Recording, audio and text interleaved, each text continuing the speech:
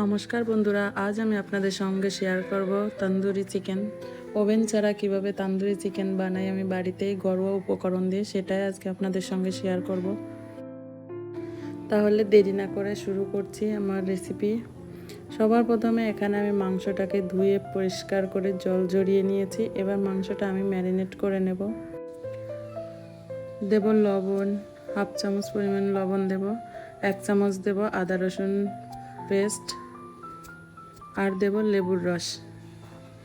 এগুলো দিয়ে আমি ভালো করে মাখিয়ে ম্যারিনেট করে নেব। রেস্টে রেখে দেব 30 মিনিট।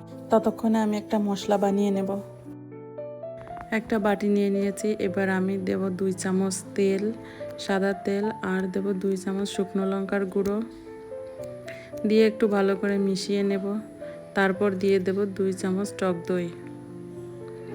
টক দইটা দিয়ে দেব হাফ চামচ গরম মশলা গুঁড়ো, হাফ চামচ জিরে গুঁড়ো, হাফ চামচ ধনে গুঁড়ো, আর দেব 1 চামচ পরিমাণ তন্দুরি মশলা দিয়ে এবার সমস্ত উপকরণ আমি আবারও ভালো করে মিক্স করে নেব।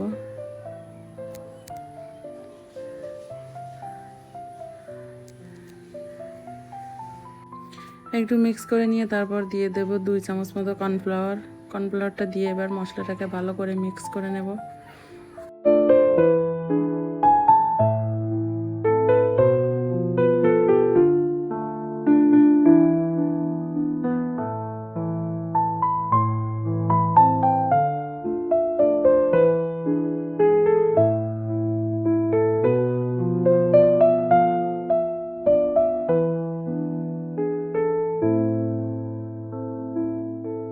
সমস্ত উপকরণ মিশিয়ে আমি একটা পেস্ট বানিয়ে নিয়েছি। এবার আমি ম্যারিনেট করা মাংসগুলো দিয়ে দেব।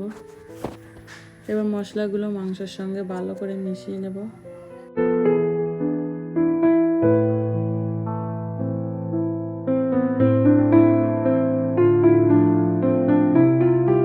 তন্দুরি চিকেনটা আমি গ্যাসেই বানাবো, তাই আমি একটা ফ্রাই প্যান নিয়ে নিয়েছি আর দিয়েছি 1 চামচ পরিমাণ তেল।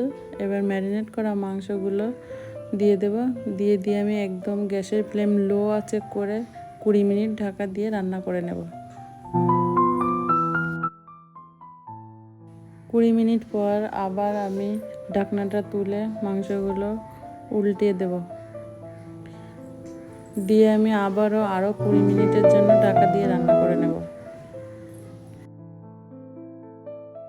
20 মিনিট পর আমার চিকেনটা হয়ে গেছে। এবার আমি একটু স্মোকি ফ্লেভার আনার জন্য একটু গ্যাসের আগুনে পুড়িয়ে নেব। তাহলেই রেডি আমার তন্দুরি চিকেন। এবার এখানে আমি গ্রিন চাটনির সঙ্গে সার্ভ করেছিলাম। অসাধারণ খেতে হয়েছিল।